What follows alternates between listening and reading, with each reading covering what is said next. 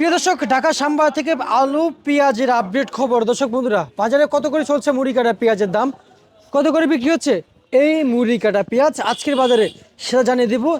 সাথে আলুর বাজার কেমন রয়েছে, সঙ্গে থাকেন। সরাসরি এখানকার যে সকল ব্যবসায়ী রয়েছে সেই ব্যবসায়ী ভাইদের সাথে কথা বলে আজকের বাজার আপডেট জানিয়ে দেব। আসসালামু আলাইকুম। ওয়ালাইকুম আসসালাম ওয়া রাহমাতুল্লাহি ওয়া বারাকাতুহু। কেমন আছেন? আলহামদুলিল্লাহ ভালো রাখছি। আপনার বেচা বিক্রি চলছে কেমন? আলহামদুলিল্লাহ বেচা ভালো আছে। বেচা বিক্রি ভালো আছে। আচ্ছা, এই যে আলুর বাজার কমছে না বাড়ছে? আলুর বাজার কমই তো। আলু সবচেয়ে বাংলাদেশে কম দামের জিনিস। বাংলাদেশের সবচেয়ে কম দামের জিনিস।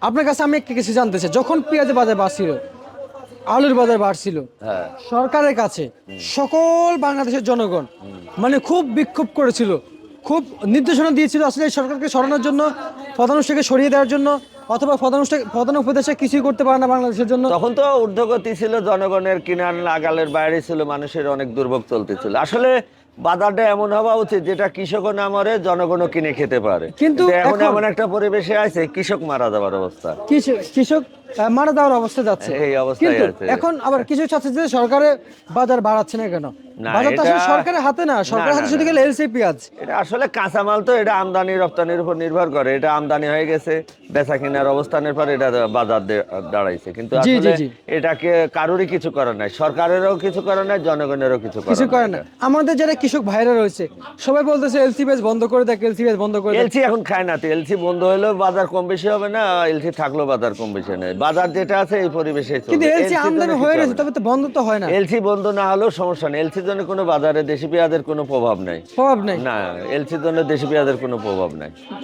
কিন্তু দেশি পেঁয়াজ আমদানি বেশ ভালো হচ্ছে। হ্যাঁ, দেশি পেঁয়াজের কিন্তু আমদানি আছে, কৃষক- বেচা কেনার প্রক্রিয়ার উপরেই আপনার বাজার চলতেছে। আমি একদিন জানতে বেশি পারছি হচ্ছে যে- কম আছে, এটা বাজারের আমদানির উপরে হচ্ছে। আমি জানতে পারছি যে এবছর কৃষকের খরচও বেশি গেছিল, পেঁয়াজও মেলা উৎপাদিত হ্যাঁ, হয়েছে। এবছরে আসলে পেঁয়াজের দাম সাবেক সময়ে বেশি ছিল, এই জন্য আশা করি সব কৃষকই লাগাইছে যে বাজারে তো বেশি পাবে, এই জন্য পেঁয়াজের এবার ফলনটা বেশি করছে আর কি। আলু তো তেমনই, আলুর বাজারটা বেশি ছিল, আলু বেশি লাগাইছে মানুষ। পেঁয়াজ আলু দুটাই উৎপাদন হয়েছে অনেক, হ্যাঁ, জি, যে জি। কারণে বাজারে এখন আসছে যথেষ্ট পরিমাণে, বাজারটা অটোমেটিকলি ভাবে কমে। মুড়ি কাটা নিয়ম কত, ভালো কত?